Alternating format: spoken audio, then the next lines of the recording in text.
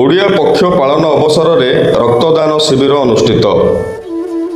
ଆଜି ଗଜପତି ଜିଲ୍ଲା ପ୍ରଶାସନ ଏବଂ ଭାରତୀୟ ରେଡ୍କ୍ରସ୍ ମିଳିତ ଆନୁକୂଲ୍ୟରେ ଓଡ଼ିଆ ପକ୍ଷ ପାଳନ ଅବସରରେ ଜିଲ୍ଲା ସ୍ତରୀୟ ସ୍ୱେଚ୍ଛାକୃତ ରକ୍ତଦାନ ଶିବିର ଜିଲ୍ଲା ମୁଖ୍ୟ ଚିକିତ୍ସାଳୟ ରକ୍ତ ଭଣ୍ଡାରଠାରେ ଅନୁଷ୍ଠିତ ହୋଇଯାଇଛି।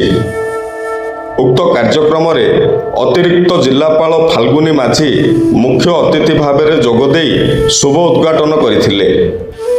ଉକ୍ତ ଶିବିରରେ ଉପଜିଲ୍ଲାପାଳ ପାରଳାଖେମୁଣ୍ଡି ଅନୁପ ପଣ୍ଡା, ଜିଲ୍ଲା ପରିଷଦ ଅତିରିକ୍ତ ନିର୍ବାହୀ ଅଧିକାରୀ ପୃଥ୍ୱୀରାଜ ମଣ୍ଡଳ, ଅବକାରୀ ଅଧୀକ୍ଷକ ପ୍ରଦୀପ ସାହୁଙ୍କ ସମେତ ବିଭିନ୍ନ ବିଭାଗର ଜିଲ୍ଲାସ୍ତରୀୟ ଅଧିକାରୀ ଓ କର୍ମଚାରୀ ପ୍ରମୁଖ ସାମିଲ ହୋଇ ରକ୍ତଦାନ କରିଥିଲେ।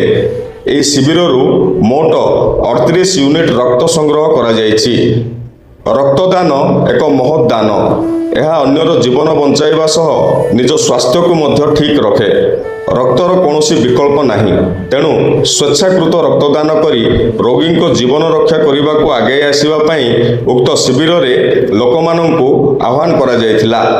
ଉକ୍ତ ଶିବିରକୁ ଜିଲ୍ଲା ଭାରପ୍ରାପ୍ତ ମୁଖ୍ୟ ଚିକିତ୍ସା ଅଧିକାରୀ ଡାକ୍ତର ଶାନ୍ତନୁ କୁମାର ପାଢ଼ୀ, ଜିଲ୍ଲା ଜରୁରୀକାଳୀନ ଅଧିକାରୀ ବିନାୟକ ରାଉଳ ପ୍ରମୁଖ ପରିଚାଳନା କରିଥିଲେ। ବ୍ୟୁରୋ ରିପୋର୍ଟ, ଆମ ଓଡ଼ିଶା ଖବର।